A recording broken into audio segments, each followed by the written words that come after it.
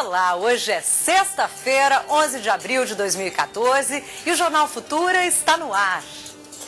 Toda maneira de incentivar a leitura vale a pena, principalmente num país que lê pouco. Educadores ressaltam que o hábito de ler precisa ser adquirido o quanto antes, em ambientes que favoreçam o acesso de crianças e adolescentes à leitura, seja em casa ou na escola. Mas é importante acrescentar que espaços e ferramentas que contamos hoje em dia, bibliotecas e salas de informática, por exemplo, podem facilitar esse acesso aos textos, mas sozinhos, isolados, também podem ser de pouca serventia. De que adianta a escola ter computadores se não sabe como utilizá-los de forma pedagógica? Ou ainda, de que adianta ter uma biblioteca se não tem uma frequência regular? O assunto é tema de entrevista aqui no estúdio hoje, então faça a sua pergunta, o seu comentário e use o nosso telefone 0 código da operadora 21 2273 5020 ou pelo @Canal Futura, o nosso Twitter. Veja agora os destaques da edição de hoje. Em Santa Catarina, alunos de escola pública vão conhecer o país de todas as Copas em exposição. Essa exposição mostra para eles toda a evolução do futebol, desde bolas, chuteiras. Então é muito interessante, as crianças estão gostando bastante de ter esse contato, de ver na prática como que as coisas acontecem. No incentivo à leitura nas escolas, segundo especialistas, além de uma biblioteca, é preciso que os alunos tenham prazer em ler. Tem que ser incentivado o ato de se ir a essa biblioteca, né? Mas sem grandes pudores. Ir para a biblioteca com liberdade, com movimento, com barulho, né? Uma exposição conta a história da participação da seleção brasileira desde a primeira competição mundial em 1930. 350 peças fazem parte de um acervo da Mostra Brasil de todas as Copas e que desperta a curiosidade das novas gerações. Acompanhe a visita de uma escola pública à exposição na reportagem da TV Univale de Itajaí, Santa Catarina. O professor de Educação Física leva as crianças para uma aula de História do Esporte, da principal competição esportiva do mundo. Essa exposição mostra para eles toda a evolução do futebol, desde bolas, chuteiras. Então é muito interessante, as crianças estão gostando bastante de ter esse contato, de ver na prática como que as coisas acontecem, ver as camisetas também, né? Então é muito bacana, eles estão curtindo bastante.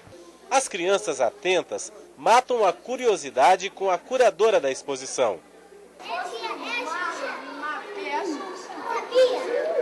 É muito legal porque eles escutam agora a Copa do Mundo e tudo, mas não sabem de onde veio, qual era a origem.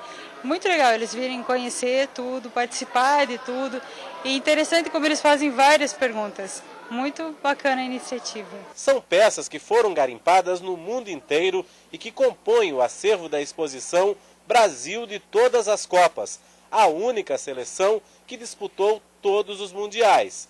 Chuteira de couro, bolas que nem de longe lembram a brazuca, a bola oficial da Copa no Brasil, camisas de tecido que não eram tão confortáveis assim, réplicas de troféus, revistas, 350 peças que contam a história do Mundial. Quanto mais a gente buscava, mais a gente conhecia, entendia melhor como é que foi a história das Copas, a história dos jogos.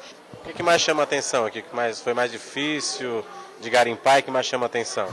Olha, difícil tudo é, né? Todas as pessoas que têm uma peça como essa, elas são apegadas de alguma forma, tem um laço, um vínculo com o material. Agora, o mais curioso para mim é o atestado de óbito da seleção de 82, que foi um trauma para o Brasil, né? A gente tinha o que era considerada a melhor seleção de todos os tempos, infelizmente perdemos. E alguém muito criativo teve a ideia de fazer a certidão de óbito dessa seleção. Praticamente uma aula de história aqui, né? Pelos nomes que eram e ainda tem ainda, como o Pelé, né? O Filipão, toda essa galera assim que tipo fez parte da história e ainda fazem assim. Chamou a atenção de você foi realmente os autógrafos. Isso, autógrafo, assim, que é da galera, que a gente se emocionou só com autógrafo, assim, sabe? Tipo, imagina se a gente visse eles, assim, ia ser bem melhor, bem mais emocionante, né? E também dessa evolução mesmo da tecnologia, como eles conseguiam jogar com aquela chuteira, com aquela bola. E ainda sobre educação, o jornalista Antônio Góes comenta uma ação contundente do governo de Goiás em algumas escolas do estado. O Código de Conduta de Colégios Militares está sendo aplicado na administração de instituições de ensino da rede pública. Saiba mais na coluna Olho na Escola. O governo de Goiás decidiu tomar uma decisão polêmica. Entregou a administração de 10 de suas escolas públicas para a Polícia Militar, com o objetivo de tentar diminuir graves problemas de indisciplina nessas unidades.